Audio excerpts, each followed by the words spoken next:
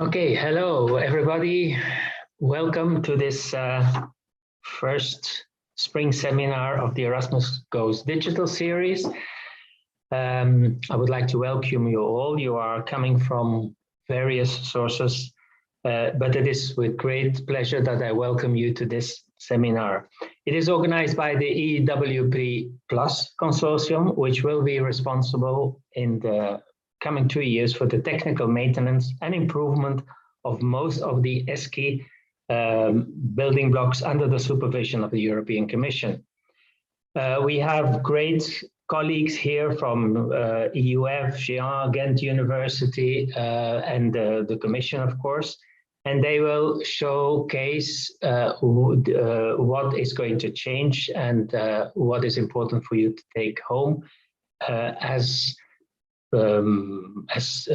things are going to be developed. A lot of things are in the pipeline for the coming weeks and months, but I will not make it too long here, and I would like to give you the floor to Joao Bacelar from EUF to start with. Good afternoon, Valère, and good afternoon to all the colleagues.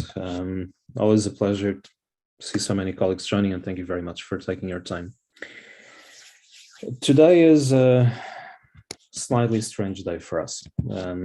In some respects, it should be a day where we celebrate some milestones. It's the day where we have reached, as of a few hours ago, more than 2,500 universities in the EWP network, which is quite extraordinary. It would mean that in principle, roughly 90% of our education institutions that are involved in study mobilities should be able to exchange data electronically. But on the other hand, the obvious elephant in the room is that those exchanges are not working anywhere near as well or as flawlessly as they should. So the interoperability that EWP was supposed to bring about, clearly we're not there yet. And I think it's important to be very clear about this from the get-go, because as Valère said, this remains a transition, and it's inevitable that there is some frustration and some legitimate concerns about the next steps. Now, this is obviously something that we, and I mean we in the broadest sense, that we've been monitoring closely. And it's also part of the reason why this EWP project, which had already ended in 2019, is being brought back. We don't have a time machine to go back and fix the point in time where some of the root causes might have appeared, but we do have unfinished business and a lot of resolve to fix what needs to be fixed so that things work as they should, as they must. Now, we're not going to be able to do that by pointing fingers to this or to that system. That's not part of the game. There is, in fact, a lot of work going on across various teams, various systems, to understand what exactly is blocking the progress, and everyone is actually being asked to improve their notes. It's not an easy exercise, but it's something that this team is looking to lead by example, and this is something we've talked about a little bit in the morning in a webinar that was dedicated to the colleagues that are using the dashboard. But I think it's also important that we're honest with you and say that the stage we're in caught us by surprise to some extent. We were aware of delays and issues, but considering that there has been technical testing that has been successfully concluded with some colleagues, we should be in a better position than we find ourselves. So the scale of the problems we find is not exactly normal. Now, it would be a whole webinar just on this topic to summarize everything that is happening there. It's going to be a part of today's presentation, but there are actually quite a few things we'd like to talk with you about. One of the things that, for example, we're zooming in is the fact that one of the objective causes of the trouble that we find, of the problems that we encounter, is that we have some nodes that have taken not the EWP specification as it was written, but parts of it.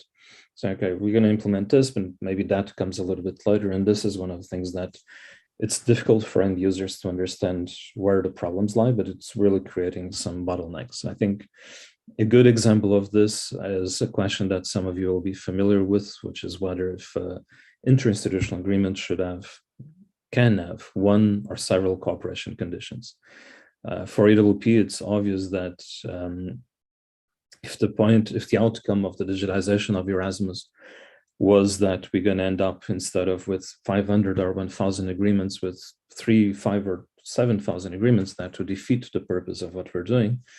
And we've been treating this matter accordingly, but we need to work with the colleagues to really try to enact this kind of shared understanding.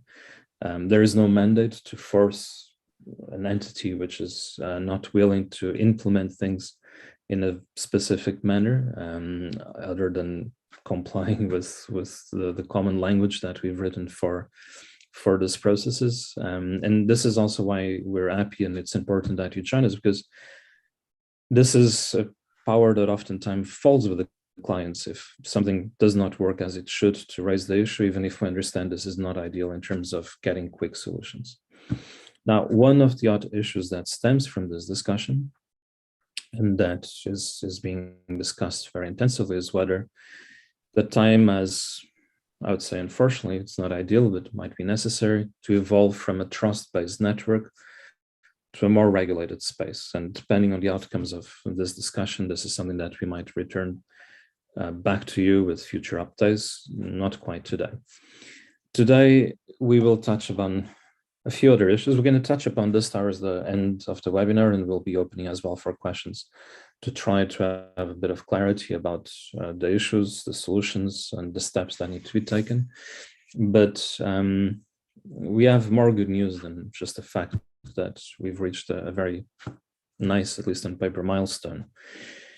One of the things that we were already planning to celebrate today was the launch of a new service desk, a new help desk, because it was quite obvious that we needed more boots on the ground to be able to better answer questions. And this was clearly an issue in 2021, in 2020, and even before. So I think it's a very important step in the right direction, and we'll tell you a little bit about it. Another area where we can have quick wins, it's not exactly a rocket science technical issue, is the question of improving communication flows. Last year, we realized that we shared on average either a conference or a tutorial every month.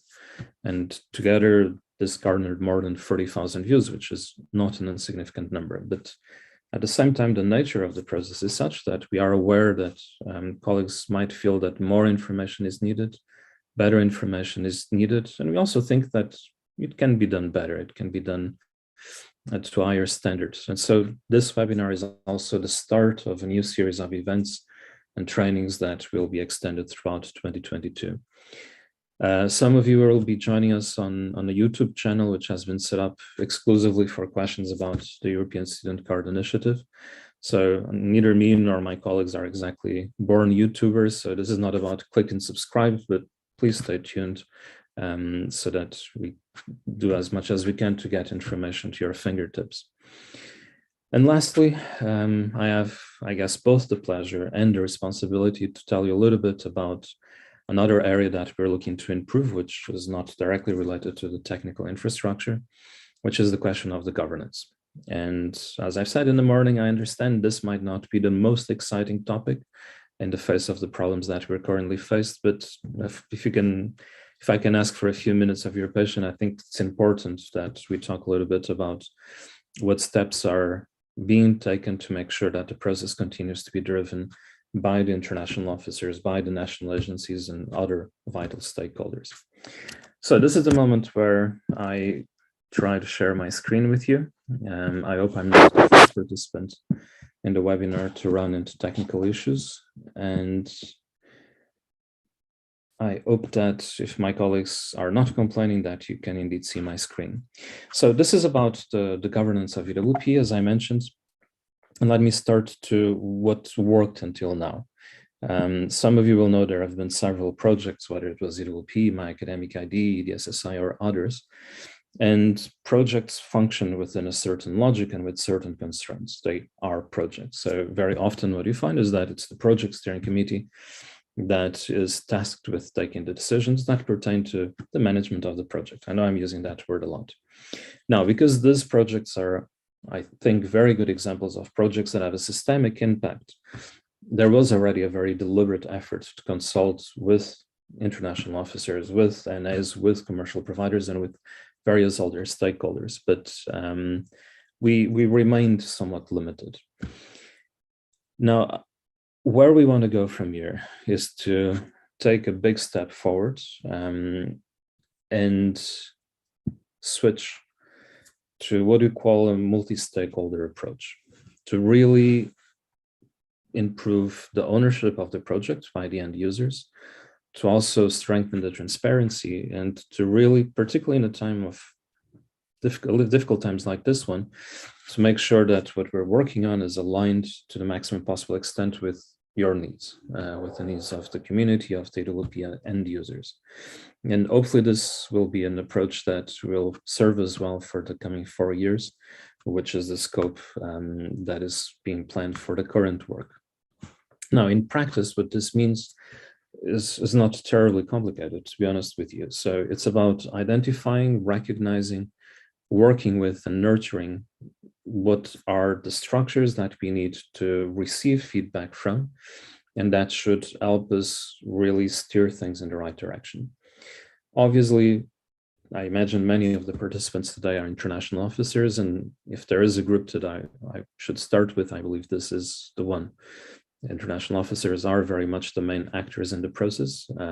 They are also our eyes and our ears as to what works and what doesn't work exactly. And so it will be important to make sure that, as it was the case in the past, but to an even greater extent, that they are at the center of these operations and that they shape EWP now and in the future. Another community that plays a very important role is, of course, the technical community, usually colleagues working in IT, dealing with questions of infrastructure. This is essentially the EWP technical community, and they're enablers for what we're trying to do. So again, their role is absolutely central in the plans that are being put in place and the efforts that is being made to improve the governance of EWP. And I think it's also fair to mention the digital officers working at national agencies and sometimes at the ministries as well, because they've been really important pieces of this puzzle. They are incredibly important to also share feedback, obviously, but even more so because oftentimes they're the only ones that can make sure that information reaches everyone. So we need to make sure that they are aware of the latest issues involved, and that's also a focus for the work that is underway. Even if I take only these three communities, as we call them, it also stands to reason that it's important that roles and responsibilities are clearly defined so that they complement each other rather than stumble over one another. And so a lot of this is really being put in practice through regular meetings, through getting feedback through these various channels, and using this, leveraging on this to the maximum possible extent. And essentially what we're talking about is really shifting the center of gravity of the decision-making processes to these communities, knowing that many times they will work side by side, and sometimes they will have to work in concert. We will need to hear all of them when certain decisions are at stake, or at least hear everyone that has that can contribute to make the best possible decisions. And that objectively, this goes beyond the communities I mentioned. Students are obviously the reason why we do all of this. European University Alliances have an interest in a capacity and expertise and needs that we should also be attentive to and that we should involve. And I think you see where we're trying to go with this in terms of the further development of EWP, really emphasize that this is something by universities, for universities, and that really needs to work as per the standards that we set together. Now, there are things that are still being discussed, analyzed, under review, but I think it's useful to also be transparent and tell you about some of the questions that we are in the process of finding the best answers to. And one of those questions is, how can we involve as many universities as possible in this process? The colleagues that have also a background in natural sciences will understand the concerns about entropy and thermodynamics and efficiency of keeping these processes lean. But I think we strongly believe there are ways to actually make this a very participative exercise so that we can tap. This is also all the self. There is a selfish vector to this reasoning. If I'm honest, we need to tap into your experience, into your expertise. Another area that we believe might add significant value is to also work with university networks and university associations. We've done this in the past, and this happens across various fields, as you might be aware, and it can be a very powerful way to make sure that the good flow of information is maintained. And it's also an interesting feedback angle that we should take into account. What is also new in this discussion is that with creating clear governance bodies, it's not just identifying what the roles are, it's also understanding how they're going to work in practice. And for example, a discussion that was being had this morning and has happened in previous meetings is that for questions like approving changes of specifications of the famous UWP APIs, we might resort to a clear, transparent voting mechanism so that we make sure that if you're going to take a step in a given direction, that there is a support of the majority of the community. Some of this was rather more informal in the past, and to some extent this can work, but it also makes it possible that down the road questions are asked about whether or not the right decisions have been made. So I think now we finally have the conditions to structure this a lot better and to make sure that due process is undoubtedly followed. And there's also the question of defining the actual process whereby decisions are made. If we take something, let's take something very big, very obvious, which is what should the priorities be? Because I bet that in this webinar, there will be questions. It's normal and they're very welcomed about when will this be in scope and when we will add that. So it's defining a roadmap beyond what we're currently working on. And this is the kind of exercise that probably would benefit from the input of all of the communities mentioned before, and that we want to make sure that everybody contributes to the definition of these next steps. Something else that will be new in EWP is the setup of an advisory board. This, among many other things, it's a great way to bring in expertise from other sectors, from other industries. We can always learn from one another, even beyond higher education circles, and gives us a broader outlook on whether the solutions that are being considered are as good as they can be, whether there are ideas that we can borrow from other large-scale digitization initiatives, what happens in other parts of the world, for example. It's not a silver bullet, just those 3 points would already keep the advisory board very busy, but it's important that we have it as part of this infrastructure. And so to give way to more pressing issues and more practical wishes, perhaps, where we are now is that several of the bodies of this new governance structure have been already activated. I've mentioned the infrastructure forum in the example, which is essentially the EWP technical community, which is being broadened to bring in not just third-party providers, but also universities that have their own IT systems and student information systems, so that we have more know-how, more heterogeneity, and we can make sure that we're making the best possible decisions. Another group that has met and will continue to do so in the scope of the current activities is the digital officers that I've mentioned before. And the focus now is to try to the best of our ability, obviously in close cooperation with the colleagues from the Commission, to complete the setup of DWP governance, hopefully until the end of this month. That is the challenge we set ourselves, so that we can have a smooth transition into something that is not just more open, but above all, more powerful in terms of steering our future activities and cooperation. So thank you for bearing with this short introduction. I'll be back with you shortly, but I think for now, I will give the floor back to Valère. Thank you very much, Joao, for this very interesting introduction, and of course the overview of the governance structure that is probably going to change a lot in the future. There are not many relevant questions that you should personally answer at this moment, so I suggest we go directly to Alexandra Licht, who is a policy officer at the European Commission and who will guide us through the digitalization roadmap that is to follow. Alexandra, it's your turn. Thank you. Hi, everyone, and thanks a lot for this beautiful introduction. I'm very happy to see over 700 participants. And I hope that my presentation will also shed some light on some existing questions. You please allow me to share my slides.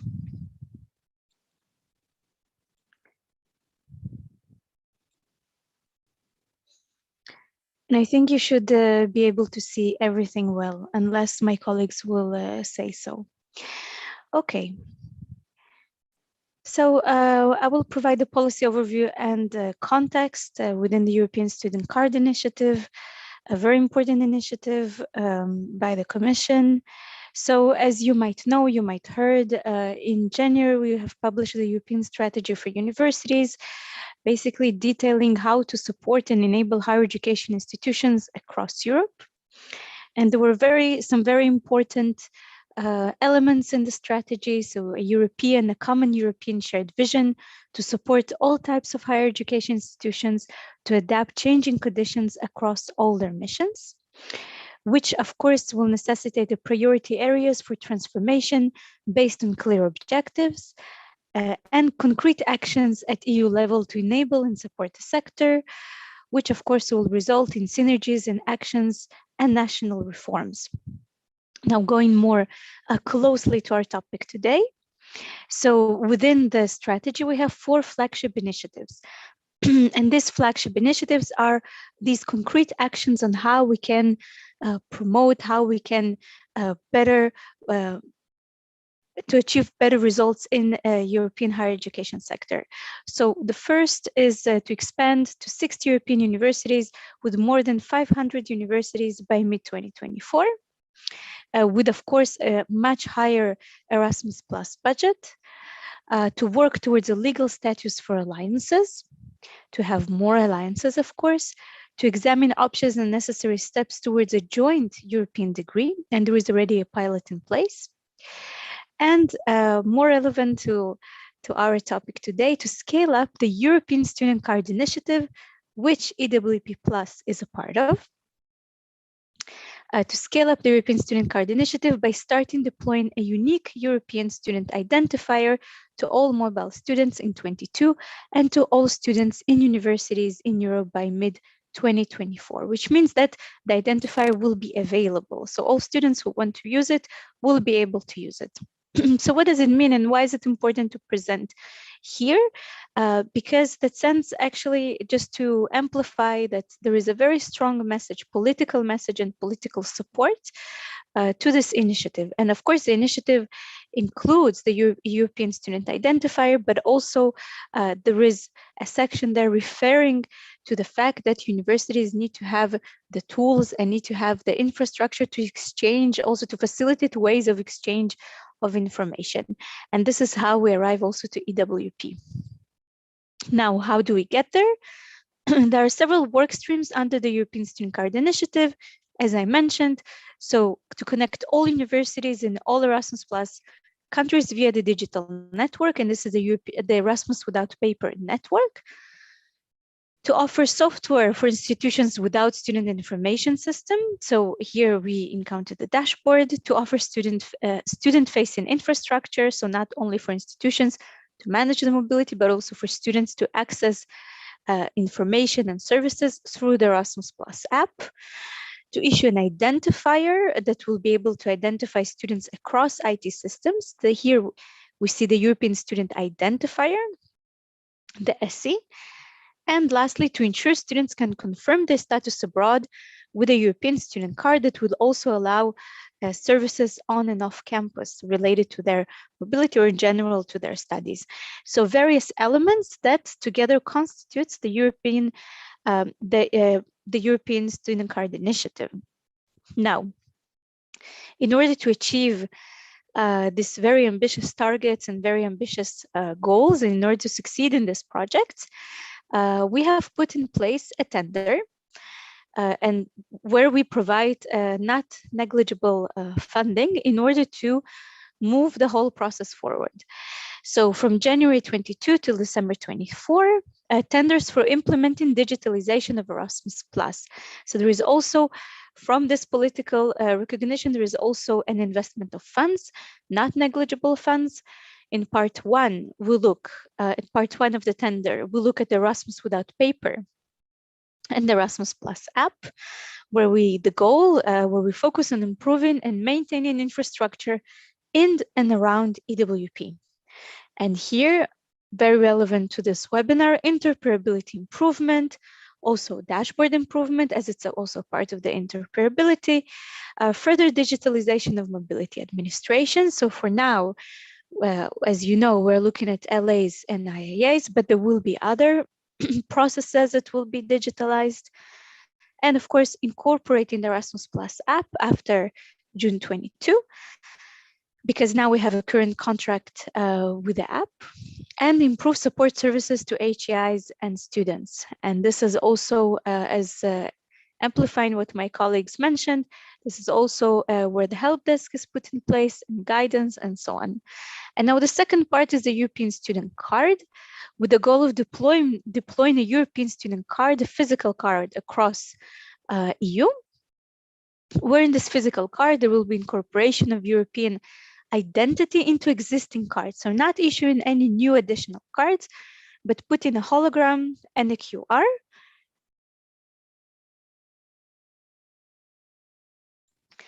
Sorry, putting a hologram and a QR code. That, of course, will enable on and off service campuses, information, and so on.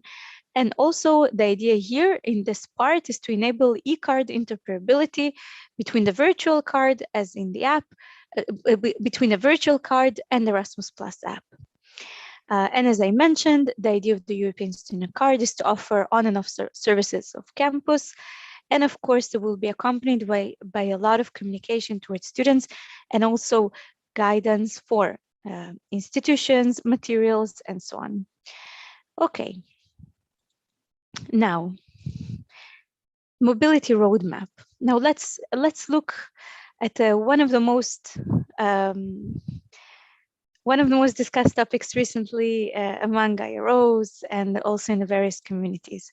So the Erasmus Plus digitalization timeline, as you know it from the Commission website, the interinstitutional agreements to be digitalized already this year.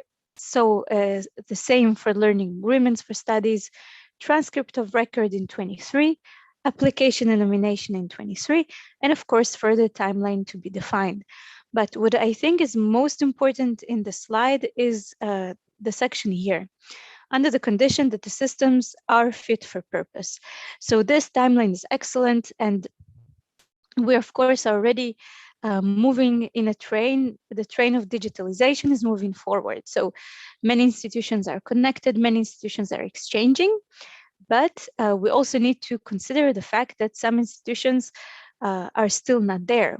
And this is why the timeline is valid as long as the systems are fit for purpose. And for that, we need to put all our efforts together. Of course, this is why we have this framework contract in place, the tender in place, with funds in order to develop even more the digitalization process, but also with support materials to you, with an existing help desk that is launched these days, and so on and so on. So the idea is that the timeline is there. We should all strive to fulfill the timeline, but first we need to connect and assure that the connections are working properly. Now, what does it mean? Academic year 21 and 22 has been considered as a transitional year. Why? Because we understand that there is a lot of preparation and development work that needs to be taken from the side of the institution. This transitional year is extended until the end of the calendar year 22, which means 31st of December 22. In the calendar year 23, digital readiness, which is a part of the ESCI commitments, will become a subject to monitoring process by national agencies. And you might ask yourself, so where do I find the ESCI guidelines? These will be published in June. And maybe to ease up a bit of the, maybe some stress levels that might be now, within the participants, the actual monitoring will reflect the efforts. So we're not looking at black or white. Is the criteria of digital readiness fulfilled, yes or no? But we evaluate the effort, so it's more a qualitative evaluation to see if an institution is making the steps, is making the efforts in order to advance in the digitalization process. Now, in terms of IAAs, I know some of you might have questions. Mobility flows in academic year 22-23 will need to be captured either by paper agreements or by old IAAs. Versions from the previous programs accompanied by email exchanges. As I mentioned, if this year is a transitional year and you need to prepare already the IAAs for the next academic year, it means that there are still paper exchanges that need to be put in place. Now, you're also strongly encouraged to exchange digital IAAs as soon as possible. So not wait until the last moment, until the end of the calendar year, but are ready for the mobility starting in fall 22. Why? Because, as I mentioned, the train of digitalization is moving, and we cannot sit and wait till everyone to be ready, but the moment you can, engage. Okay, in terms of the learning agreements, consider the year 22 as a moment to switch to digital. As I mentioned, we're in transitional year, and this is your time to switch to digital learning agreements. So efforts to be put in place to advance the digitalization process of learning agreements. And digitalization of learning agreements advised already in fall 22. Again, if this is possible, if your in-house system or software provider has put the necessary infrastructure in place, and of course, if the system, the EWP network overall is interoperable enough, learning agreements should be digitalized already in fall 22 in order to allow your students to benefit from the Erasmus Plus app features and in general, so we can capture these mobilities in fall 22. Now, in terms of interoperability and in terms of what kind of support is provided, what kind of actions are made in order to achieve this timeline or achieve and be able to comply as much as possible with a roadmap. So the EWP Plus Consortium is setting up a centralized help desk to support institutions, as already mentioned. The EWP Plus Consortium is also putting in place a governance structure that will steer this process, already as mentioned. And within the current contract, there is a lot of focus that is put on improving the interoperability between all systems. So that dashboard, software providers, in-house systems, everyone could exchange in the best possible way. Now, what can you do in order to advance digitalization process? As I assume some of you say, well, I use a third-party provider and I'm not sure what I can do if they're not ready or if some elements are they're still testing, or maybe there are still some difficulties. So what you can do is first to urge your IT colleagues to follow the necessary requirements on the GitHub in case that you have an in-house system. So there is a lot of information in the GitHub. There is also now a new help desk. So post there, contact them, and have your say. Also to highlight to your software provider the importance of completing the process of interoperability with other providers and with a dashboard. So as your institution is a client of a private company, put pressure or emphasize how important it is and that there is a roadmap and there will be actual monitoring and you need to be part of the game. Check with other institutions, check with other colleagues, some good practices and maybe examples you can learn from. There is also a Slack community. Join the Slack community to engage in discussion with other institutions. And of course, there is, there is also a EWP Plus LinkedIn page where you can maybe also find some information, check the websites, and in case of question, address the help desk. Now, I will quickly also go through the Erasmus Plus app because it is an integral part of the European Student Card Initiative. And there are many available features on the Erasmus Plus app, and some of you maybe have followed the event last week that was held in Budapest and also online. So there are various features, ability to manage some administrative processes, which are now available for the dashboard users, but in the future will be hopefully also available to all other users. There is also an ESCI-based European student card, multilingual information on mobility opportunities, deals, tips, stories, and a lot of community element for students. And regarding the future features of the Erasmus Plus app, as I mentioned, this also will come under the umbrella of European Student Card Initiative, and the developments we foresee and which we will work on starting from 23 will be the ability to manage administrative procedures for all students. So also putting the possibility for software providers or in-house systems to use the app if, of course, they feel the need, and if your institutions also feel the need. So this will be an open possibility. Expansion to more administrative procedures, fully digitalized European student card, integration with the online language support, review mobility experience, especially traineeship, and many, many more ideas. So there is also a lot in the pipeline in this regard. And what is your role in relation to the Erasmus Plus app? So you can populate the app with information relevant to your institution, and of course, urge students to use the app to connect to other students, as there is a very big community element there where students share tips and deals and information. And of course, a very important issue, the European Student Identifier. So your students will be able to access the digital card on the app. So this is roadmap policy, some app updates in a nutshell. And I would like to thank you.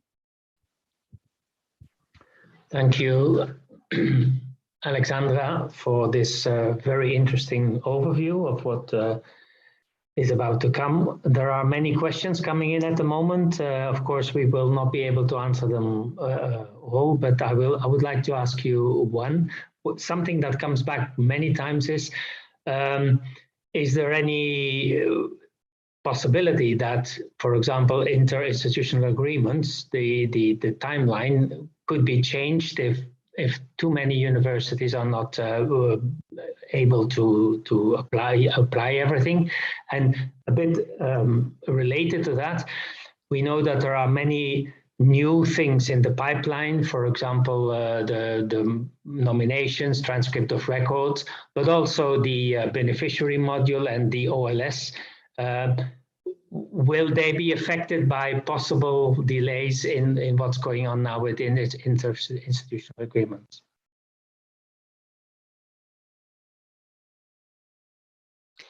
Yes, sorry. So in regards to the timeline has been already postponed, as you know. So the 21-22 transitional year was not supposed to be there. But we saw in the feedback we got from you, all IROs and colleagues, that the systems are not yet ready, that you struggle with connecting, and there is a lot of issues. That's why we allow this transitional year, and the IA timeline has been postponed. Now, the question, would it be postponed again? If we continue to postpone deadlines, then we'll never arrive there, and we'll be still exchanging emails or paper IAAs in a time of 5 years from now. So of course, we cannot continue and postpone deadlines constantly. What we can do is to say, everyone is welcome to join. Everyone needs to put all the efforts in order to be ready to digitalize and to exchange digitally as soon as possible. So also putting a hard deadline would not help us here, because if the systems are not ready, we can also communicate that the deadline is tomorrow. Nothing will change anyway. But what is important that we all understand that we cannot sit there and wait for everyone to be ready, because if we'll sit and wait till everyone that will be ready, we'll be in the same situation a year after year. So the message I can send to you is to do everything you can in order for your systems to be ready and in order to join the network. And the second question, can you repeat, please? I cannot hear you. Sorry, yes. The second question was about the new developments that have already been announced, like nominations, transfers of records, but also the connection with the beneficiary module, the new OLS system. Yes. Will they somehow be affected, or is the timeline going to stay as it is?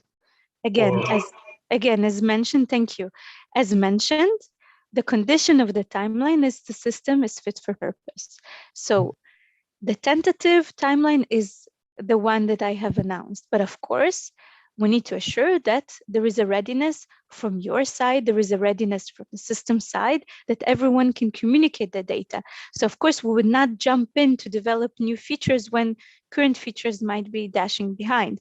But the timeline, sorry, that I have shared, the tentative timeline is still valid, because we cannot wait also for everyone.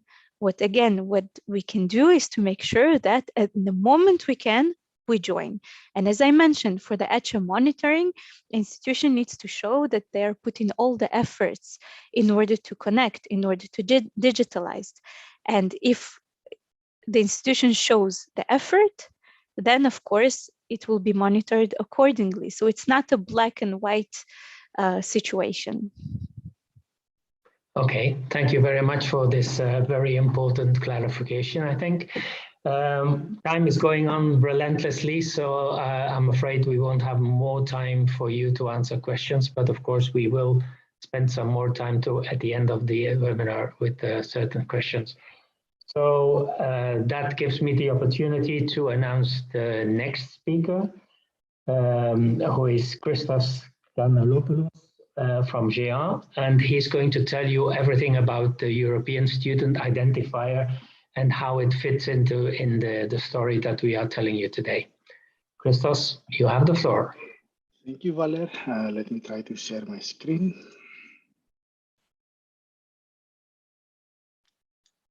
And here we go. So, welcome everyone. This presentation is about the European Student Identifier, and following up on what Alexandra presented regarding the digitalization process, digitalization journey of the Erasmus Plus program. And in order to be able to complete this process, we do require for systems to be able to reliably authenticate users, identify them across systems, and also verify the student affiliation in a reliable manner. In addition to this, systems, in order to be able to deliver the capabilities of all these processes, need to be able to exchange records, data about the students on a system-to-system basis. And all of these things need to be able to come back and be tied together to the very same student that is going through this process. In order to solve this problem and to ensure a uniform and reliable experience across the whole systems and digitalization process for the students, what we came up with was with the notion of the European Student Identifier that would allow us to basically uniquely, persistently identify the users across IT systems. So the ESI, the European Student Identifier, is a specification that we developed with the Erasmus Plus community and with the National Science and Education Networks and NetGain 2 years ago. It is meant to be a protocol neutral identifier. It is meant to be used across multiple systems, different protocols. And from the very beginning, we designed it to be used in a number of use cases.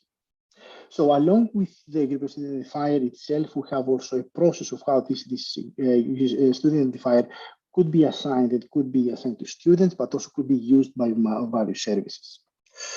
In this regard, we have already identified a number of use cases where the student identifier can and should be used in the future. And one of them is student mobility services, directly enabling mobility, like the Erasmus Plus program, but also other type of services and use cases, such as services that require to transfer student records or transcripts of records between education institutions, and which they need to identify the students to which the records belong to.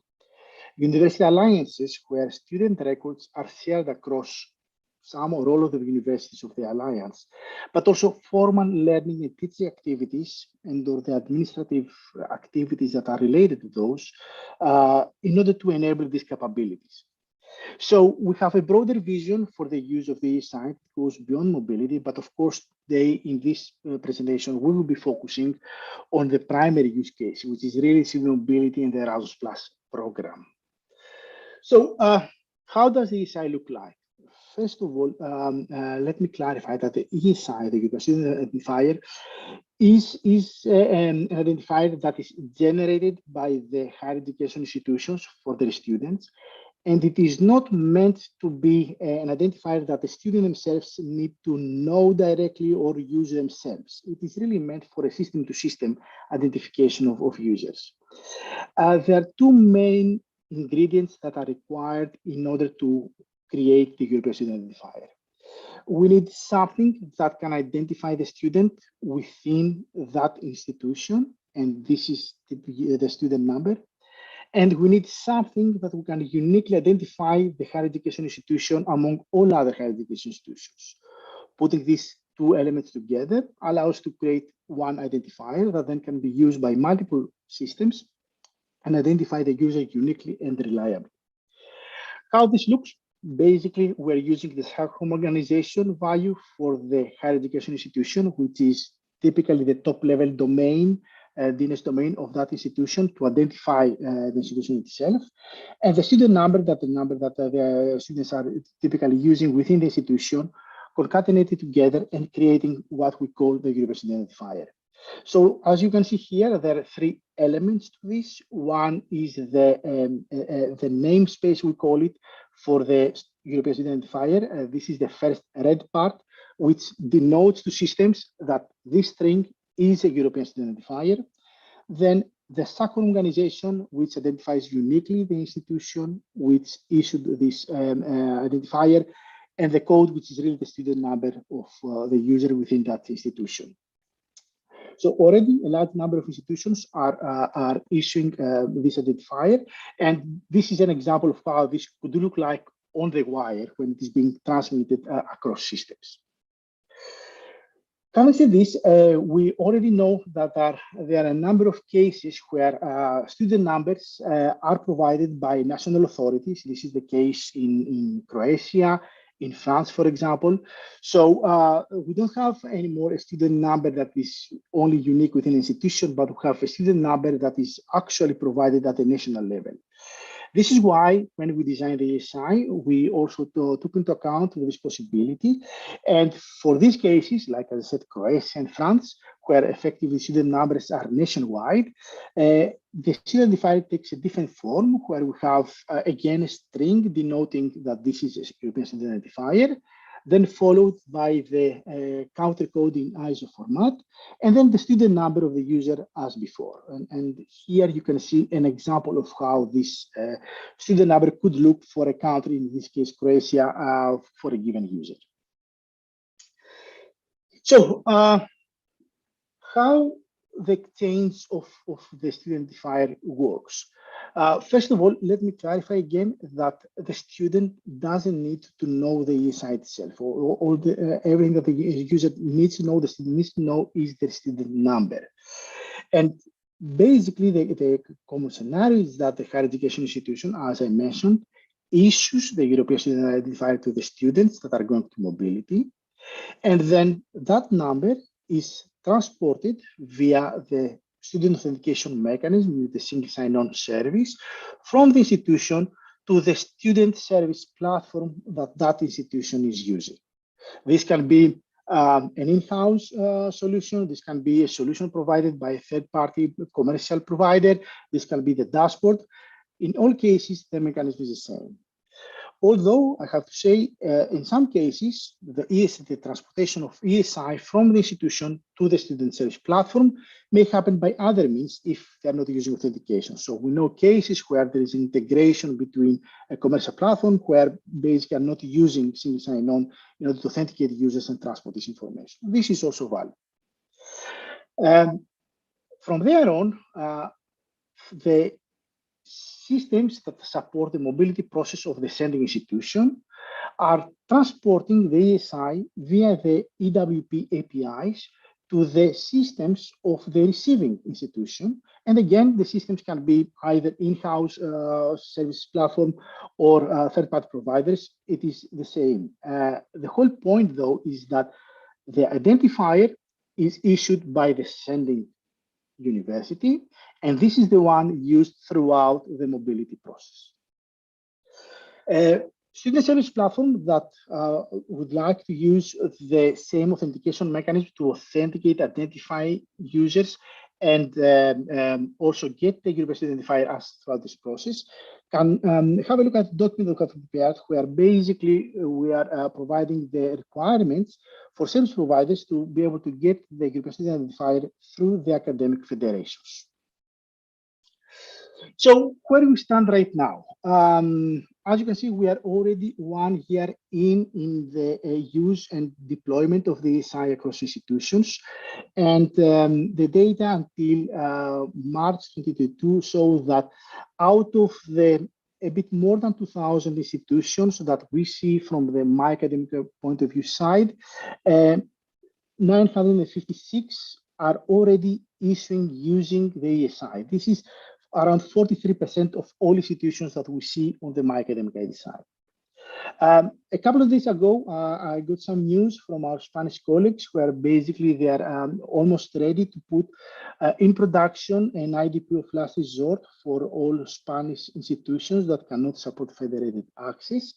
And the numbers I have from there is that another 1,100 institutions are going to be supported by that service, bringing the total number of institutions to more than 3,100 and raising the percentage of institutions supporting the ESI to around 65%.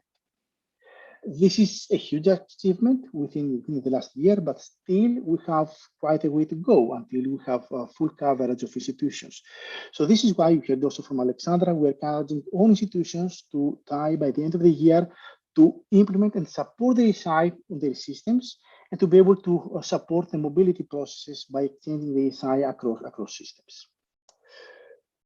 So thank you very much. That was a high-level view of the ESI, and I would be happy to take any questions if there are any.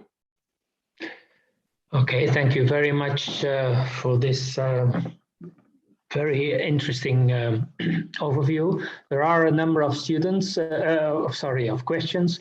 One of them is, why is it so important to have this ESI? What is the situation for the higher education institute? Why should they do it, in your view? So this is a very good question. It is all about making sure that we can support the systems throughout this process of mobility. And in this regard, there are multiple systems that are being involved. The student needs to be able to use the student mobility services that are part of their institutions. So then student records need to be exchanged from the sending institution, from the institution to the receiving institution of the student. And when the mobility process finishes, records needs to flow back from the receiving institution to back to the sending institution. And throughout this process, we need to be able to uniquely identify the student, the user themselves, and tie the records that are being exchanged to that other student. In order to be able to bind all of these things together, there are multiple of data that are being exchanged about the student to that particular user in a reliable manner. We do need an identifier that will bring everything together. And this is the purpose of the European Student Identifier. Okay, thank you. Another question is, what if the student changes in terms of higher education institute?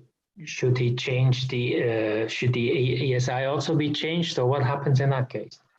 So just to hear my voice, just to clarify this, when we say change institution, do we mean as part of the mobility process when they go? No.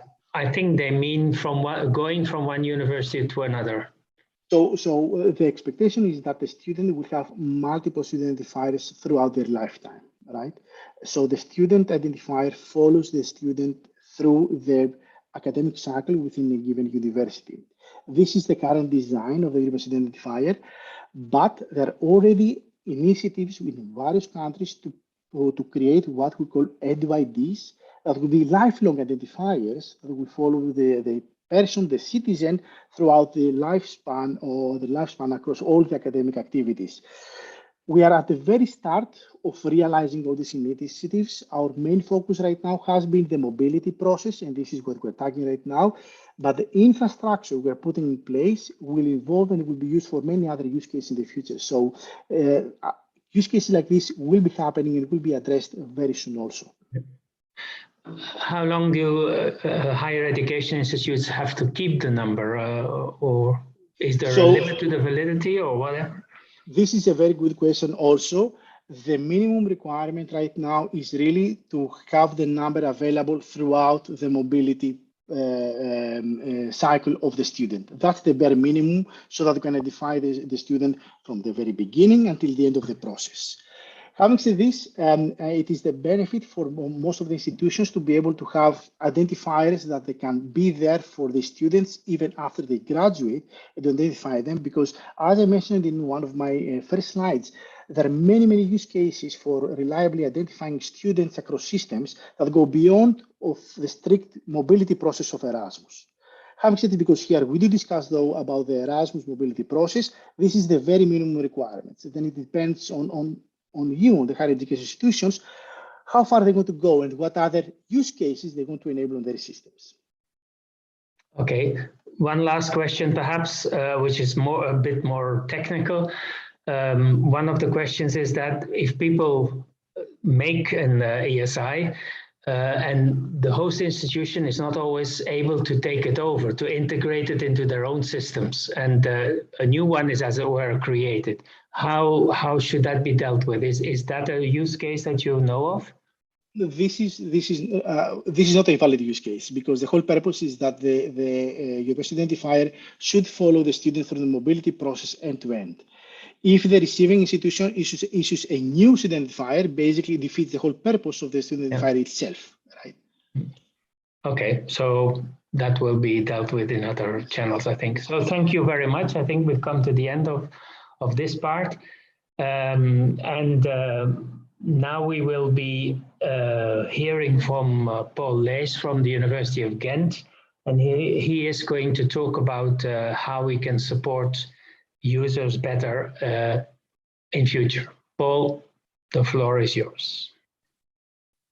Yes, thank you very much, Valère. And I think the topic here, it's a very important topic for the webinar participants, because I will come back to the survey we did, and one of the most important obstacles was the lack of support for higher education institutions who want to implement EWP.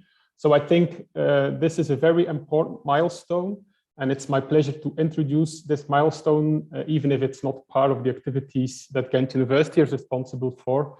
But as task lead for outreach and communication, there's also, of course, a strong connection to this new support infrastructure. And actually today we kind of officially launched this ESCI community service desk, where higher education institutions that have questions about the whole digitalization process can go to and raise issues to the help desk agents who are experts in both the student-related issues, but also non-student-related issues. And we will try to make it as easy as possible for you, for the community, to find your way to this help desk. And if you see the sign here on the slide and you click on it, you can easily be redirected to the help desk infrastructure. And if you go to the EWP Competence Center, you will already notice that such signs are added there. Now, what is the idea behind the ESCI Community Service Desk? So what we try to achieve here is to provide support for the higher education community for a variety of initiatives under one roof. So it doesn't matter whether you are using the Erasmus dashboard, or you are a network user, or you have questions about certain authentication issues. All support for higher education institutions will be under one roof, and the kind of distribution of tickets towards the most experienced and relevant help desk agents will be dealt with internally by the service desk agents.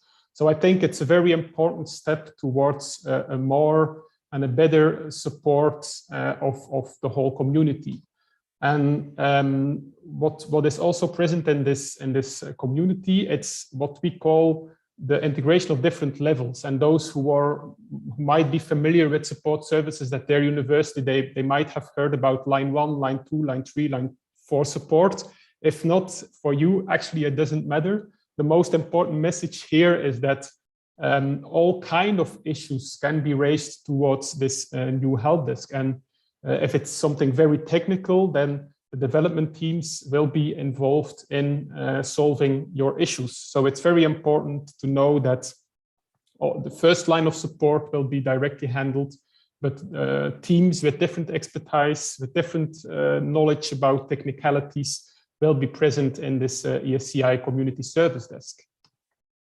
Now, the initial setup, and I would say that this can still be expanded based on the user feedback and how IROs are also addressing certain issues in this community service desk, is that there's 4 main types of issues that you can report on.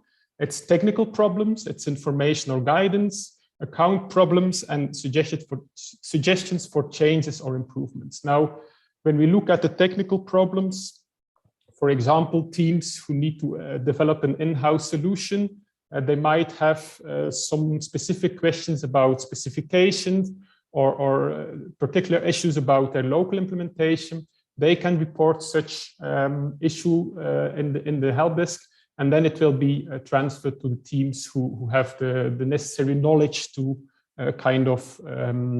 provide the necessary support. Also, dashboard users, there might be some joining this session as well. If there's a connection issue or a bug in dashboard, it's the main way to address it.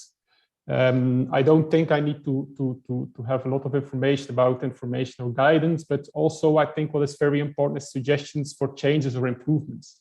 Because what we as IROs until now lacked or were lacking is, for example, when we are experiencing issues with data exchanges, there might be, for example, in the specification, and as an IRO, you shouldn't know the specification as such, but if you experience that certain fields are not present in what you are exchanging, then it might have to do with the specification that is based on the official templates from the European Commission. For example, when it comes to interinstitutional agreements, the field of education is an optional field. And if you feel this is really hampering your work in terms of creating agreements and creating interoperability, it's this kind of issue you can raise to this help desk. And then there's the structures that Joao also was referring to in terms of governance, where we can try to also take the feedback from the community into account when further improving the APIs and the interoperability of the network. Now, I need also to stress that there's some limits in this community service desk. There's a limited capacity if you compare it to the potential support requests. So there's 5 full-time equivalent members working on this service. It used to be less than 1, so it's already a good improvement. It's a step in the right direction, but I'm not saying that this is already an answer to the needs of the full community. But like I said, step by step, we're trying to improve this kind of services.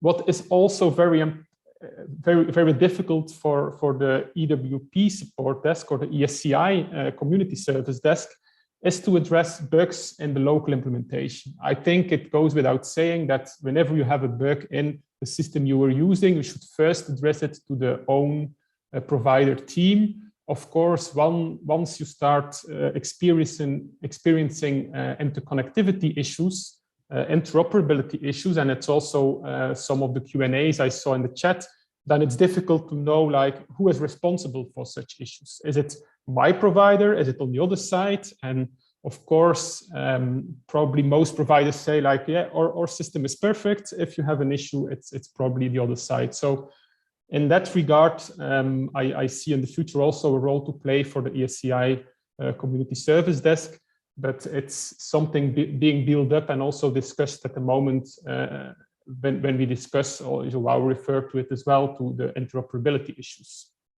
It's also important to know that there's no integration with the in-house third-party support services. Of course, if there's a ticket that concerns them, we will reach out to the colleagues and also address it there. But I think it's very important to kind of, we need to be happy that such service exists, but there's also limits to what we can do in order to support the whole community.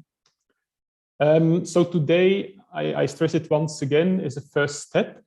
It will also allow us to better view on what's going on at the universities. Of course, I mean, we are all coming from the community, so there's a lot of issues that are on the radar already. But via those tickets, it will be much more tangible, and it will help also to set priorities and what needs to be done first. It's the integration of different services with integrated support level, and maybe most importantly, you also have the link. It's support.erasmuspaper.eu in order to be redirected to this support services. Now, if we are discussing the Erasmus Paper new framework contract, the consortium that organizes this webinar, there's more than just the ESCI service desk. We also are working, this is work in progress together with the colleagues from the European Commission on a new Erasmus Student Card Initiative portal, which will be the main gateway for finding all kinds of information about this initiative. There's a self-service documentation available at cc.erasmus.paper.eu, and we also plan to organize more Erasmus Goes Digital webinar sessions like the one we organized today. And those who are fast might still be able to reserve a spot on the Erasmus Goes Digital presents EDSSI conference in May, on the 18th of May in Thessaloniki, where also part of the issues that will be discussed and one of the workshops will be devoted to Erasmus paper kind of issues. And then, of course, there's more to come and we will communicate about it later. That was the part about the support. Shall I continue, or Valère, are there at this moment pressing issues about support? Well, no, I think it's very important that you stress the fact that that we have this integration movement and that this centralized approach to the problems. I think it would be better for you to continue since time is really going on very fast, and then we can have some questions afterwards, and then might come back to some of this as well. So please continue. Thanks a lot, Valère, and then I will reshare my screen because I will just continue with a little bit of an overview of where we are today and how to reach the deadlines. And I think it's very clear in the Q&A, and also once again I get back to the issue raised by Joao at the beginning of the presentation, that there's still some issues that we face. However, we still have those deadlines to be reached. And let me first focus on a quick recap about the EWP infrastructure. I think I'm not telling anything new to the audience in this webinar, that we have two main components. At the one hand, there's the Erasmus dashboard. At the other hand, there's the EWP network. The dashboard is a free cloud solution, and it was the main focus in the morning session. The network is meant to be the place where higher education institutions that have an in-house system or that have a third-party solution, and I already noticed many of you are in this case indeed, to interact with each other via this network and with the dashboard as well. The idea behind the network is that we keep using the tools that we already have, and that the EWP network connects the tools in order to integrate the processes from one university to another. And what we have for the Erasmus dashboard, that's the free cloud solution for institutions that don't have or cannot afford an IT solution. I think it's important to stress that, of course, this Erasmus dashboard, it will be something quite generic with generic processes. Those of you having an in-house system, you might have very specific functionality tailored to your own needs because you're in close cooperation with the IT team, or it's the same with, I know that in third-party provider software, you also have the possibility to kind of set or configure processes. Of course, if we use the dashboard or the dashboard users won't have such functionalities at hand. Now let's look at the situation today about those that are connected currently with Erasmus Without Paper, on what tools they are using. And almost 50% is using Erasmus Dashboard. And then the group here is representing about, let's say, 26, 27, a little bit above 40%, so both third party and in-house. And then there's still colleagues who don't use any tool at all, or use spreadsheets for interinstitutional agreements and learning agreements, probably rather small institutions. So that was a quick recap about the infrastructure. Now let's focus on where we are today. And the graphs I shared with you, they come from a survey that we launched about 1 month ago.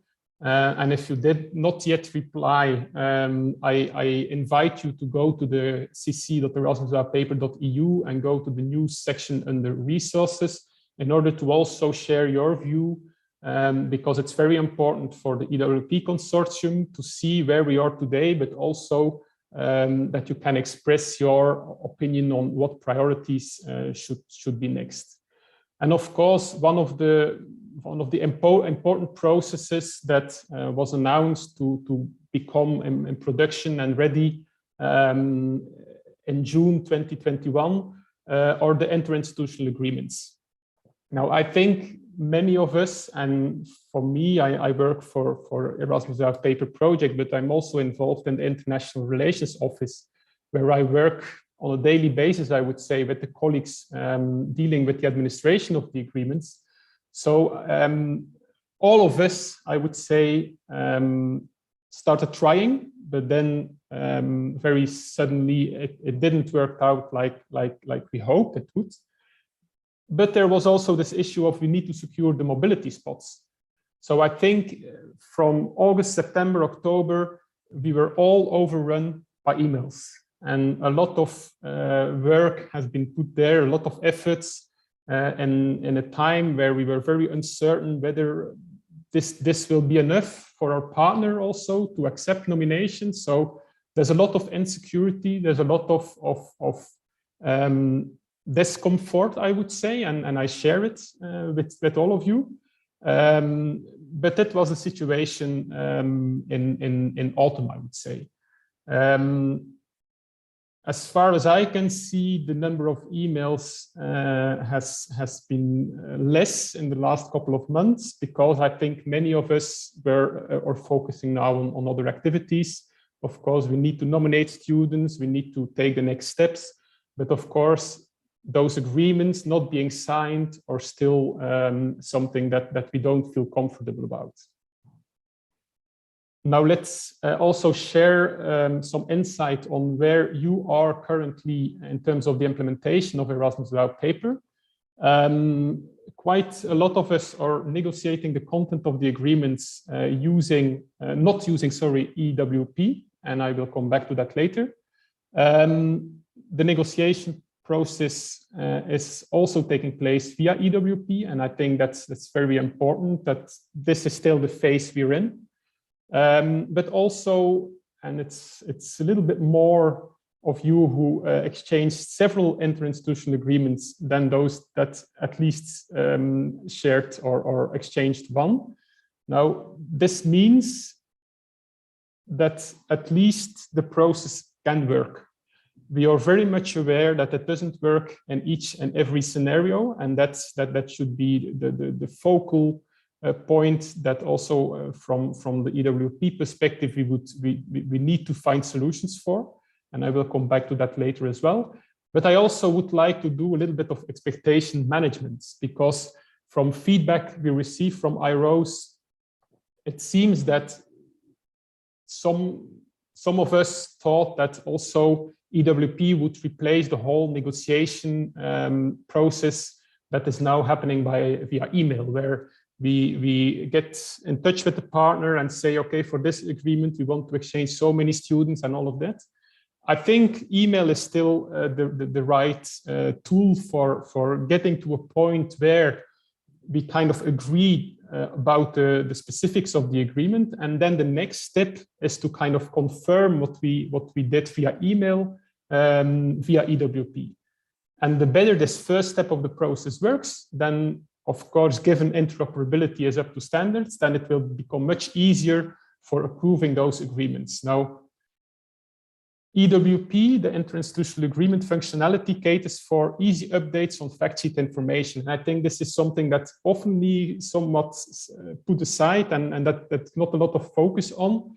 But I think it's also an important milestone where we do not need to exchange fact sheets and keep fact sheets and make it available to our students anymore, that we can easily exchange those data points via EWP. Now, what does EWP also cater for? It's replacing the signatures on PDF by EWP supported approvals. Then, what about online learning agreements? I think what is present on the slide here is, and I also saw it in the Q&A, that is that oftentimes you instruct your students use OLA or use the online learning agreement tool from the provider, but the partner is not ready. And of course, and this is also true for the interinstitutional agreements, this can only be achieved once both partners are connected and the interoperability works well. Now let's also focus a little bit on the status here, and what I referred to before is the partner is not ready. It also reflected in the information that we gathered from you, that most universities still use PDFs for the learning agreements. But also several LAs are being signed. It's more than 100 institutions indicating that. So the "we are ready, but our partners aren't ready" answer is also referring to what I mentioned before. Now let's also be clear about what learning agreements under EWP cater for and what scenarios they don't. So it is used to share a first version of the learning agreement approved by the student and the sending higher education institution with the receiving higher education institution. Receiving end can either approve or reject and comment why they are rejecting the learning agreement. And then further on in the process, you can also share updates, and it's always the sending institution that is in charge of this process. What it does not cater for is initiation of learning agreements at the receiving higher education institution. You cannot add comments when approving a learning agreement, and there's no connection between courses made available at the receiving higher education institution in the current setup of this learning agreement processes. Now, the most important part, I would say, of your questions today is how to reach the ESCI deadlines. And there, I would like to address the biggest obstacles. Also, it's information that we got from the survey. And once again, please feel free to also add your feedback and complete the survey via the link provided earlier in the presentation. So here, I think there's quite a bit of elements that I would like to get back to. So the first one, the tool we use is not working to exchange data with partners. So here, there's clearly an interoperability issue. It's reported by many end users.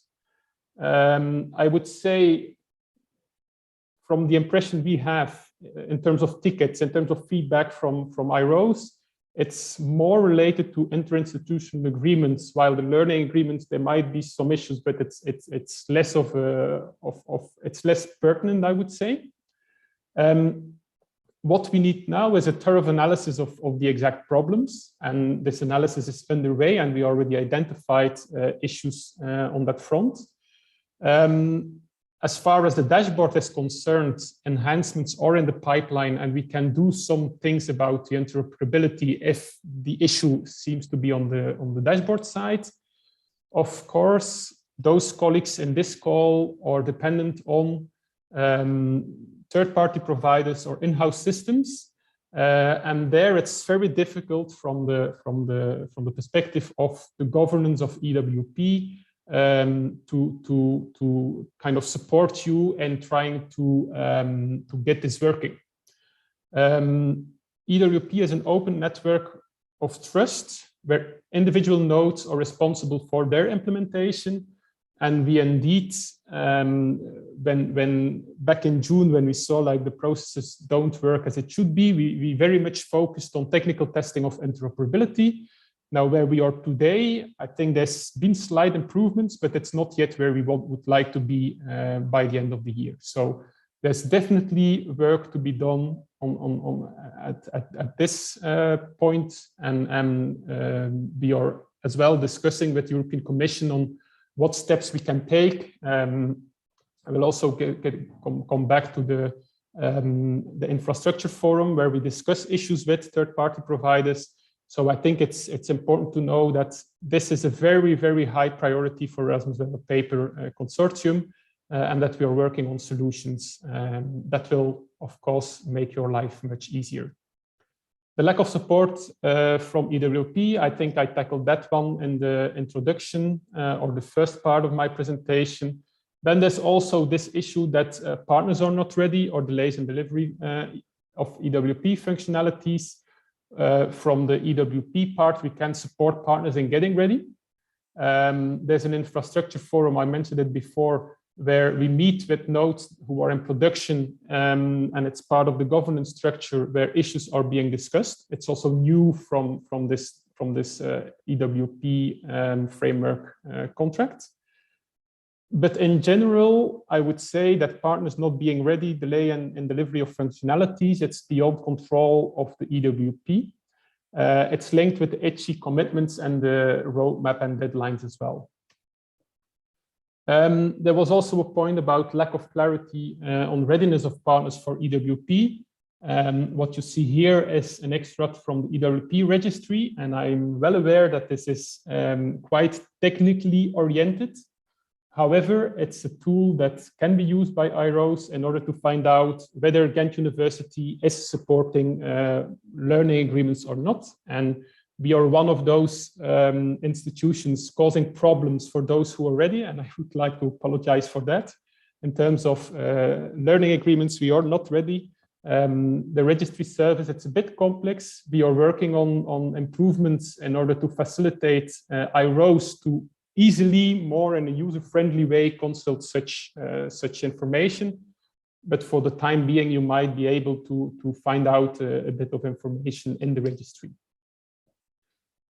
Now, the focus of my presentation is also how to reach the deadlines. And I'm really sorry that I don't have a silver bullet for that. But I can share the approach at Ghent University, where we have more than 1,000 interinstitutional agreements, and currently about 12% of them is signed. Is this something I feel comfortable with? Totally not. But it's a situation we need to deal with. And how we set priorities internally is that we first focus on interinstitutional agreements where we nominate our students in 2022-23 and try to make them via EWP. Second focus, and that is starting right now, is when we receive nominations. And if there's no mobility in 2022 or 23, because with the number of agreements we have, that's often the case, we keep it for later. Now we combine this by focusing on systems where we know that we successfully exchanged interinstitutional agreements with. For example, for us, for Ghent University, that developed its own in-house system, we know that interacting with dashboard works quite well. And there's also a few other systems that we know, like, okay, here the process works, so we focus on that. Of course, once again, in order to know what system is being used by the partners, we need to rely on the manifest overview and the registry, which is once again not user-friendly, but it's the only piece of information that we have available right now. And it allows us to keep working on EIAs while systems still improve, because the numbers are high. We have clear priorities and clear focus in order to step by step reach the deadline imposed by the European Commission.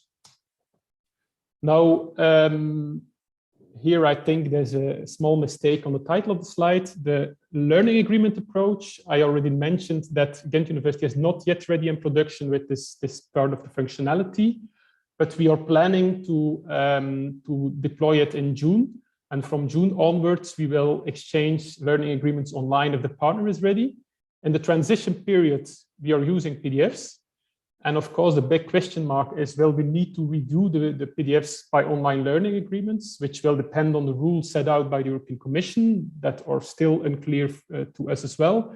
And it will also depend on you. If you require us to use an online learning agreement, we will, of course, redo the process and use the online learning agreements. So that was it about my presentation. I think we can still have time for Q&A. We might prolong a little bit the webinar, because I can imagine, Valère, that colleagues have a lot of questions. I just want to also state that there's an EWP LinkedIn group, and I would also encourage you to join this group, because we use it to share updates with the community as an important communication channel. Of course, it's not the only channel, but it's one of the channels. And if you have a LinkedIn account, it would be nice to see you there. And there's also the link towards the support desk. Okay, thank you very much for that, Paul. I think it is clear that we still face a lot of problems, but that finally the ball is beginning to start rolling. And that's always the most important part, of course, and hopefully it will increase in terms of speed soon. Now, there is one question that sometimes crops up about the interrelationship with third-party providers. Is EWP going to act as a facilitator? Because sometimes the IROs are caught in the middle. They don't know who is right and who is wrong. Is there a view of facilitating? You have more or less answered this already, but still, perhaps you could elaborate a bit on this. Yeah, I think this is this for everyone involved in EWP, and then I'm talking about the IROs, the consortium, but as well the European Commission. I think this is very high on the agenda. Because interoperability, we are dependent on nodes in the network for the interoperability. And until now, we operated the interoperability as a network of trust. One of the things we need to discuss is how can we make sure that implementations are working.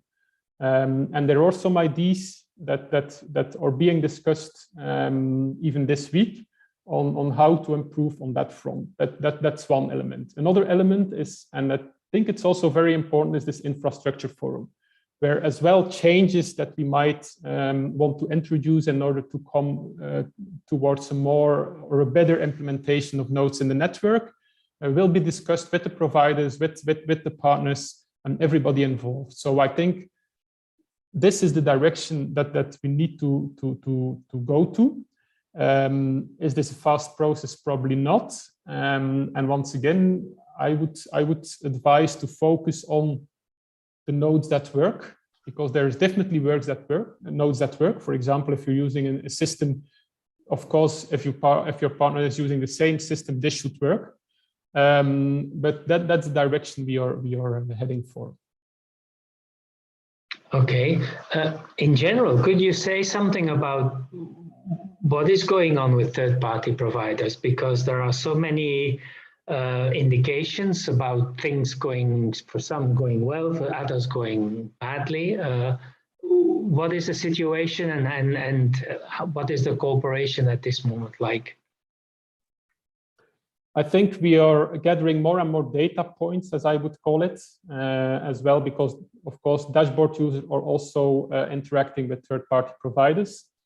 And of course, we address them directly to the teams that develop a system that's in use by many universities.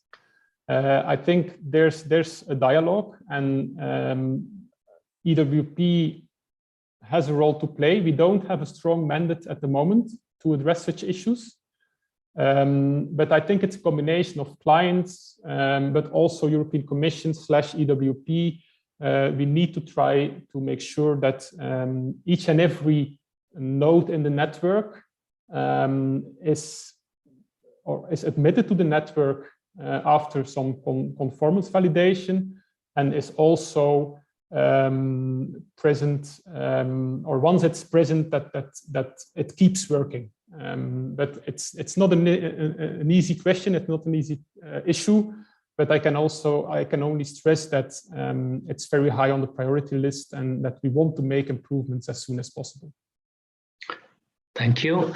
Now that we have this new framework contract in place, it's only been going on for 3 months, so we can't expect miracles yet, but still things are moving. Do you think that the consortium, the WP consortium, will be able to exert more pressures on the various stakeholders, or do you think that is not a task of the EWP consortium? How will this work in future? Seems I'm getting all the difficult questions, but yes, I'm happy that Joao pops up. Joao is joining, yes. And also join, because I think, like Joao stressed in the introduction, it's one of the most pressing issues, and we are working on that. But how we can concretely move forward, I think it's also fair to give the floor to Joao. Okay. Thank you. Yeah, I'm also going to disappoint the colleagues. I thought to jump in because I saw this question popping out a lot in the Q&A. Whose job is it to apply pressure, or to make sure, because it's not necessarily about pressure, and that risks underestimating the sheer amount of goodwill that many parties have manifested towards EWP. But I think it's important to acknowledge that there is not a fully satisfactory answer to that question. As I've said, many providers have gravitated towards EWP because I think they felt, we're talking even before roadmap, because they felt that this could be a game changer that would be of benefit for them and or for their clients. And so the way that the system is fueled, as I mentioned in the beginning, is everyone has to take responsibility, much like universities have to take responsibility for their own implementations.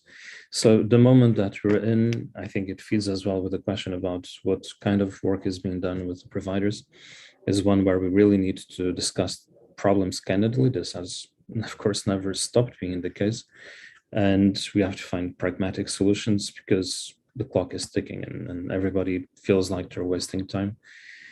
And so I would love to come here today with a crystal clear answer to this, but I also don't, I think that there is a role for this to be a discussion that involves all of the universities.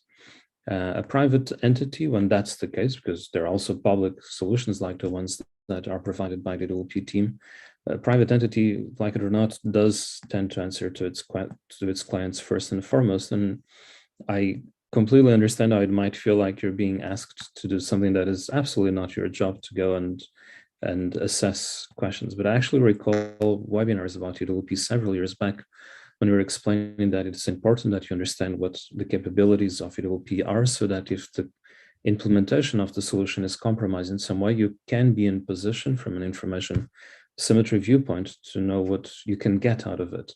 So it's a discussion that I think needs to continue in the EWP team, in our communication with the colleagues in attendance, because obviously with the European Commission as well, with the providers, which are really key partners. And I think it's fair to say we've come a long way. We're not where we wanted to be or where we should be, but we're really not giving up on getting this to work as quickly as possible. The more delays, the more sophisticated enforcement solutions, the more heaviness the systems require. Of course, the more costs, the more complexity. So it's a way forward, but it's not ideal. So we have to keep kind of a team spirit about this and try to move forward.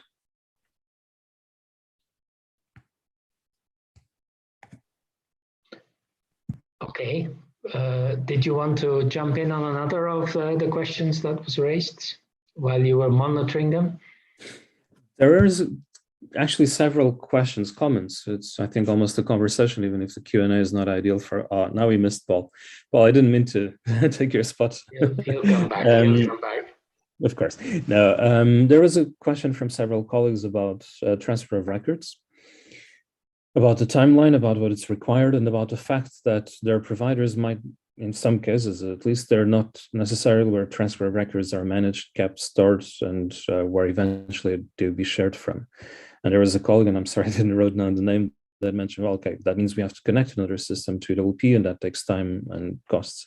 And so there was a plea for information, and I think it's a very important remark, because I've tried to clarify in the chat, but I think there's merit to do so live as well, that I think we're spending so much time with the interinstitutional agreements, learning agreements to a lesser extent, that it's true that we have deadlines coming up, which we are probably don't have the mental bandwidth, the technical capacity to prepare for. At a very shallow level, I think there is merit in us considering what information should be provided about transfer of records. For the colleagues interested in the topic, mostly, maybe all of you are, there is already an API for transfer of records. Like most EWP APIs, it has a yearly revision cycle. I think the changes that will be made are already available publicly for the technical communities in their GitHub, but there's still some fine-tuning going on. So I think once this process is completed, maybe we have to give a shout out to the colleagues, to the national agencies, to get the word out.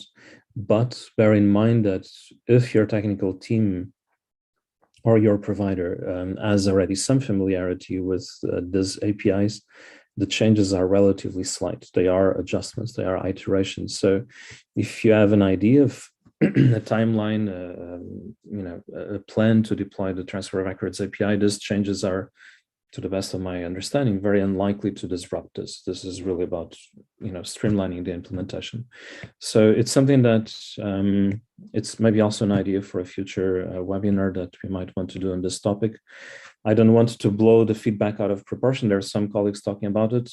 They might be able to let us know in the chat whether there are only really 2 or 3 that are interested in the topic, but I think there's merit that we can keep an eye on these things. But the question of looking at reminds me of a comment by another colleague that I also wanted to comment, because excuse me, I don't mean to misquote anyone, but I think the comment was along the lines of, okay, we have so many things to deal with, and the ESCI comes on top of it.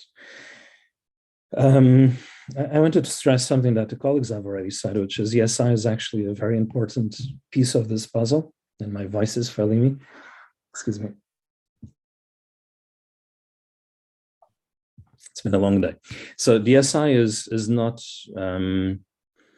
it's not another crazy idea that comes on top of very important things. It is a very important element in its equal right.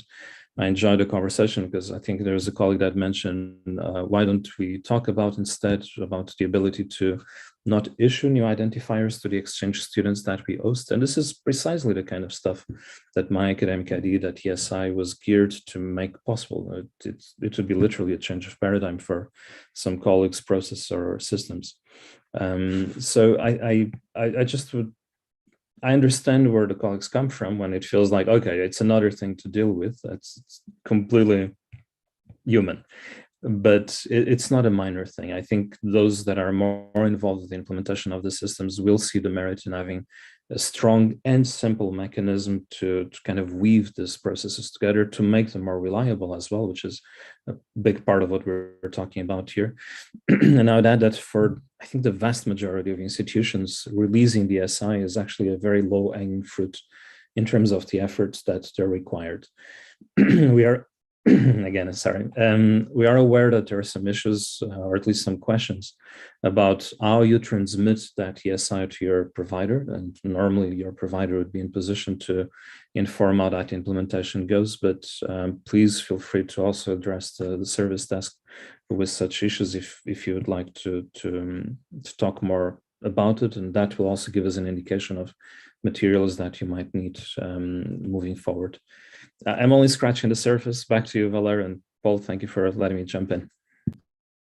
Okay, we're almost ready to wrap up, I think, but there is one more question, Paul, which perhaps concerns you, being in charge of communication strategy. A lot of people have asked questions. A lot of questions have not been fully answered, of course, depending on the situation. Would it be possible to deal with all of these questions somehow and to make it clear and to spend time on answering these? How do you see this happening? That's the most easy question, Valère. Yes, I know, that's sure. why I gave it to you.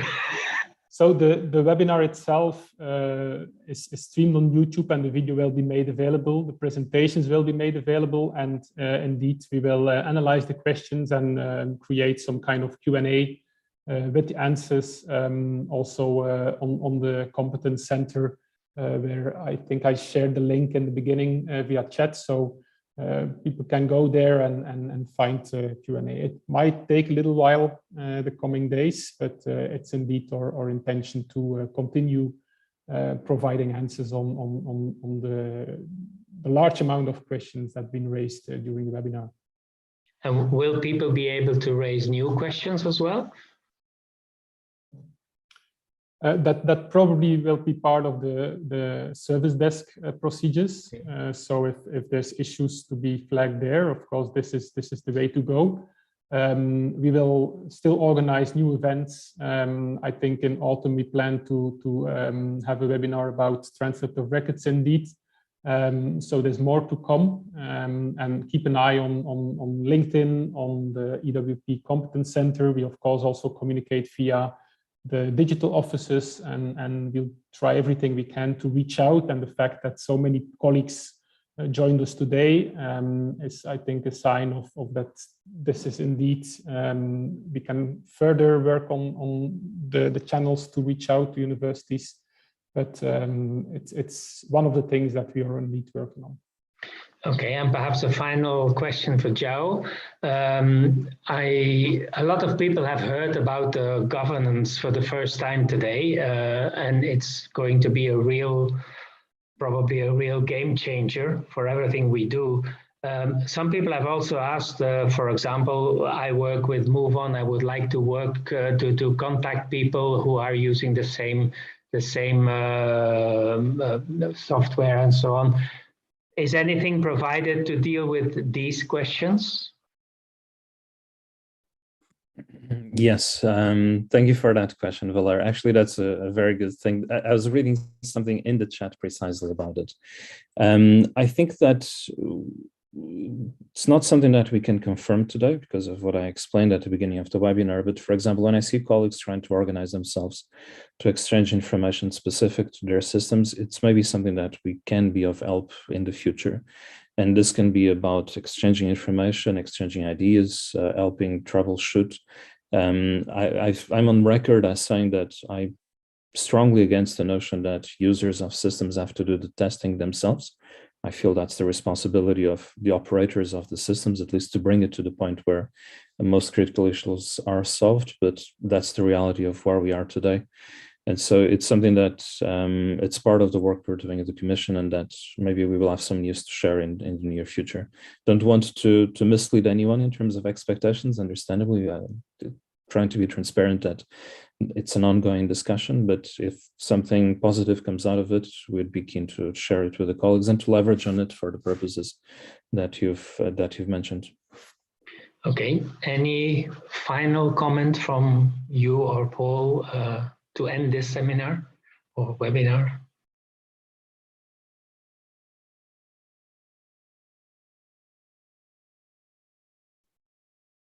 I'm waiting for Joao and he's probably waiting for me. Yes, okay, Paul, since he's just spoken, you give his voice some rest. Yeah, I would first of all like to stress that as a university, Ghent University, we are in exactly the same situation like the many colleagues in this room. And I think it's very important that we clearly communicate about what's going on, also if things are not going very well. And I think today that's what we also acknowledged.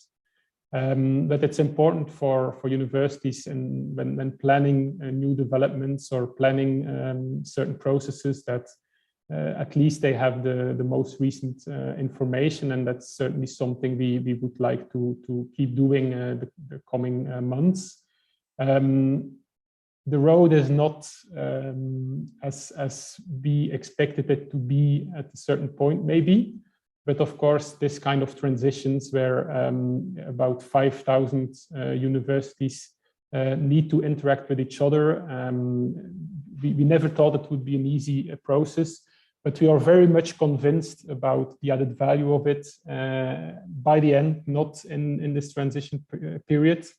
And I hope that given the current processes we're focusing on are a little bit, might be more complex than just sending in a transcript of records. And I'm really confident that the user experience will, in the end, be a positive one. And of course, we need to go through the rocky path that we are in right now. But I have still good hopes. Erasmus Our Paper works, it can work. We need to tackle issues, that's for sure. And we address them today quite openly, I think. But this is still an initiative that I think will make a difference for the higher education institutions dealing with mobility. Although it might not seem so today, let's talk in a few time, not sure when. And I'm sure that the experience will be much more positive once everything is in place and exchanges are going as it should be. Okay. Final comment from you, Joao? Or? Sorry, it's very addictive to try to give some useful feedback on the Q&A, and apologies for everyone that got answers to questions that were not what they're really asking, but we were doing our best. No, I think I can only double down on what Paul said, which is we're not where we expected to be, where we need to be, where we should, and where we will definitely have to get to. So this is inherently a system that is in a state of flux. I think that obviously, I saw some colleagues also commenting about the fact that whether we can get more specific regarding the issues they find in their respective systems.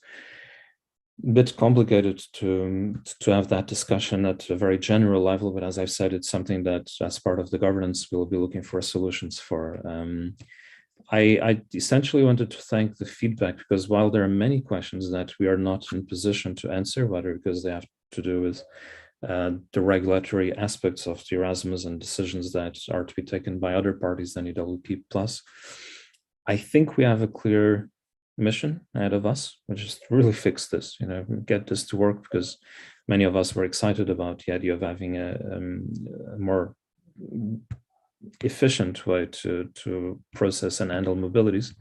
And I hope the colleagues can understand that's the main thing that this team will be focused on, with the help of many colleagues, many parties, and their feedback is incredibly important. So even if sometimes we might not be in position to go and change a given implementation in a system that is beyond our control, understanding what works and what doesn't, the eyes and ears that I've mentioned in the beginning of my contribution is incredibly important. So please please don't give up of sharing information, whether it's with us, whether it's with your national agencies, whether it's with anyone that can bring it to the attention.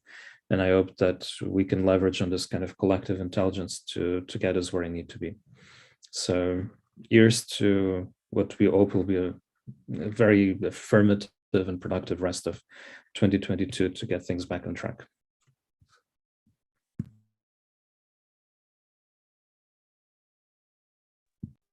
And you're muted, Valère. It had to happen to one of us eventually. Yeah, I should be muted towards the end. With these wise words of Joao, I would like to end the webinar and thank everyone for their attendance. There are many questions still unanswered, but I think EWP Plus is definitely being launched now towards a solution that will in future solve a lot of these questions. Thank you again, and rest assured there will be many more webinars and training sessions about EWP, so we're not leaving you in the lurch. Thank you very much and hope to see you again.